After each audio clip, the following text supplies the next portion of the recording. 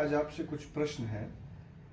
मेरा पहला प्रश्न ये है कि आप हम सबको, हमारे दर्शकों को ये बताएं कि आपके फाउंडेशन का उद्देश्य क्या है। और दूसरी बात मैं आपसे ये भी पूछना चाहता हूँ कि आप तो कई धार्मिक संस्थान, कई धार्मिक ट्रस्टों के साथ जुड़े हुए हैं, तो आपने अपना फाउंडेशन क्यों बनाना उचित समझा? ठीक है निशान जी, बात दरअसल ये आती है कि बहुत सारे ट्रस्ट और बहुत सारी संस्थाओं के साथ काम करने के बाद भी कहीं ना कहीं ये लगता रहा कि कुछ ना कुछ छूट रहा है। इसलिए फाउंडेशन की आवश्यकता पड़ी, ताकि हम इस फाउंडेशन के जरिए उन बिंदुओं को, उन जीवन के तत्वों को छूने का प्रयास कर रहे हैं जो अभी तक अनटच्ड हैं। बहुत कुछ ऐसा है जिनमें काम करने की आवश्यकता है, हम वहाँ तक पहुँचने का प्रयास कर रहे हैं। जैसे जो जीवन के मूलभूत तत्व हैं, उसी के बीच में से हम लोग अपने काम करने के क्षेत्र को तलाश रहे हैं। इसीलिए इसका नाम जीवन तत्व रखा गया। इसका अर्थ केवल इतना ही नहीं कि हमारे धर्म, अर्थ, काम, मोक्ष और इन चारों पे काम करना, उस पर तो बहुत सारे काम हैं, लेकिन बहुत से पहलू हैं जो सामाजिक भी हैं, आध्यात्मिक भी हैं, धार्मिक भी हैं, और ऐसा बहुत सारी ऐसी चीज़ें हैं जैसे हमारे स्पिरिचुअल टूरिज्म है, जो आध्यात्मिक पर्यावरण को लेके उसका तीर्थाटन है, देशाटन है, उन सब कामों को भी इससे जोड़ने की जरूरत पड़ती है। इसलिए हम लोगों ने इस फाउंडेशन के जन्म लिया। जी जी, बहुत बहुत उचित उत्तर आपका है। मेरा दूसरा प्रश्न ये है कि धर्म और आध्यात्म क्या एक ही है या इसमें कोई अंतर भी है? दरअसल ये बहुत गहरा प्रश्न है, और जैसे जैसे हम धार्मिक होते जाते हैं वैसे वैसे हम अपने आध्यात्मिक होते जाते हैं। लेकिन धर्म को समझने के लिए आध्यात्मिक होना बहुत ज़रूरी है। अगर हम आध्यात्मिक नहीं होते तो हम धार्मिक भी नहीं हो पाते हैं। इसलिए हमारी पहली कोशिश या पहला प्रयास होना चाहिए कि हम आध्यात्मिक बन सकें। जी, अच्छा, ठीक है। आज का आपसे ये है कि पर्यावरण, अध्यात्म, धर्म के साथ साथ सामाजिक ध्येय क्या है आपके लिए?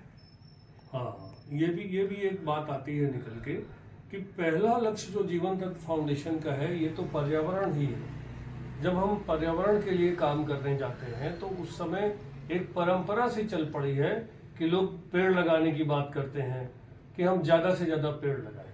लेकिन प्रैक्टिकली आप सोचो कि हम पेड़ लगाने में, हम नीम के, बरगद के, पीपल के पेड़ बहुत अच्छे हैं, ऑक्सीजन देते हैं, ढेर सारा ऑक्सीजन देते हैं, लेकिन किसान या आम आदमी अपने खेतों में कितने पीपल के पेड़ लगाएगा? क्या उन पीपल के पेड़ों की संख्या हम ज़्यादा लगा सकते हैं? या जब तक ये कहते हैं इसको, जब तक हम इसको बिजनेस के रूप में नहीं ले जाएंगे, या उस पीपल के पेड़ को काट के क्या वो आदमी बेच सकता है? अगर वो नहीं बेच सकता तो उसकी उत्सुकता खत्म हो जाएगी, क्योंकि वो उसको रोजगार नहीं दे रहा है। तो इसलिए हम लोगों को पर्यावरण की देखभाल करनी है और लोगों में पर्यावरण के प्रति उत्सुकता पैदा करने के लिए उसको कॉमर्शियल भी बनाना है। तो ये तो हो गया एक पहलू। जब हम पर्यावरण के क्षेत्र में काम करते हैं तो हम वायु प्रदूषण पे भी काम कर रहे होते हैं, हम जल की जो जल स्तर गिरता जा रहा हम उस पर भी काम कर रहे होते हैं।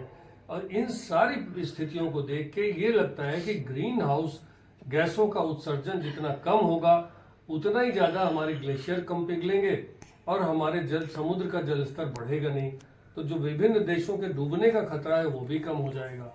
तो पर्यावरण का क्षेत्र बहुत व्यापक है।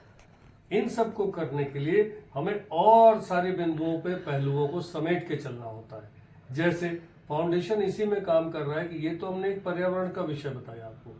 अब जैसे हम लोगों ने आध्यात्मिक और धार्मिक पर्यटन की बात करी, हमें तो संगठन चाहिए। अगर हम पर्यावरण के लिए काम कर सकते हैं बड़ा, तो हमें एक बड़ा संगठन भी बनाना है, तभी हम लोगों को जागरूक कर पाएंगे। और लोगों की रुचियां सहज ही पर्यावरण की ओर नहीं है। ये कहते हुए बहुत दुख हो रहा है कि हम अपने आप को चाहे जितना एजुकेटेड कहें, लेकिन हम पर्यावरण को लेके आज भी सजग नहीं हैं।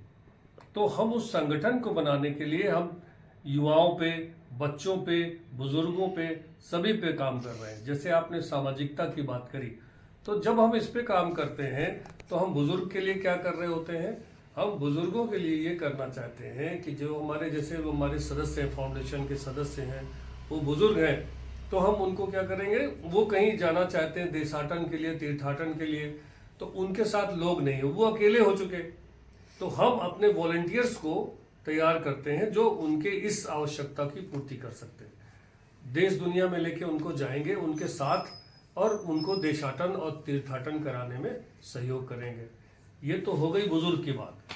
अब बात आती युवाओं के लिए हम क्या करते हैं। युवाओं के लिए हमने ये किया है कि जो हमारे युवा हैं उनको यायावर प्रकृति के जो हैं, यायावर मतलब जो घूमने वाली परंपरा है, घुमक्कड़ी लोग होते हैं, तो उनको घूमने फिरने के लिए हमने दुर्गम क्षेत्रों में, पहाड़ों में, देश के विभिन्न हिमालय में, अन्य शिवालिक पहाड़ों में घूमने के लिए अलग अलग पैकेजेस और अलग अलग पथ मार्गों को शोध किया है। उन पे एडवेंचर की यात्रा भी कर सकते हैं और उसमें घूम के वो अपना शौक भी पूरा कर सकते हैं। फाउंडेशन उसमें भी सहयोग प्रदान करेगी। तो ये तो हो गई दो बातें। तीसरी और महत्वपूर्ण बात यह है कि अब हम नई पीढ़ी पे काम करना चाहते हैं। जो हमारे देश की नई जनरेशन है, यानी बच्चे, हम छोटे बच्चों को भी जागरूक बनाना चाहते हैं।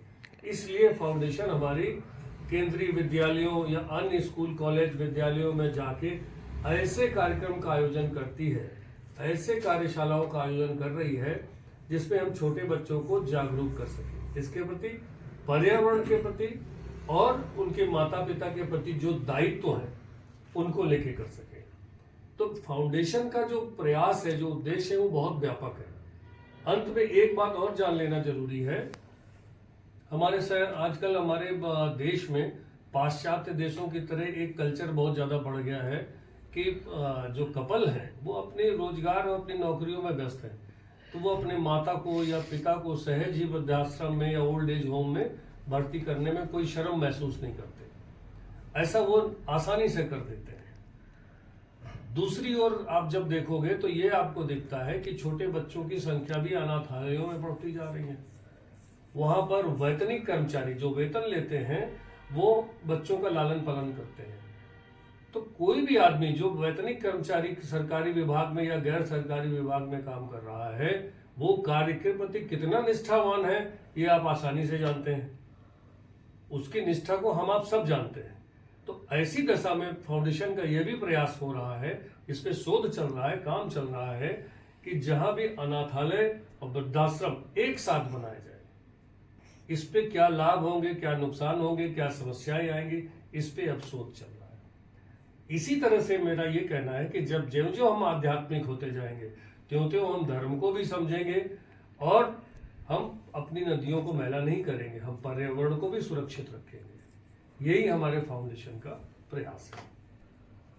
चलिए, बहुत बढ़िया, आपसे बात करके बहुत अच्छा लगा और मैं उम्मीद करता हूँ कि हमारे दर्शकों को भी आज बहुत लाभदायक जानकारी मिली होगी। जी, धन्यवाद। बहुत धन्यवाद।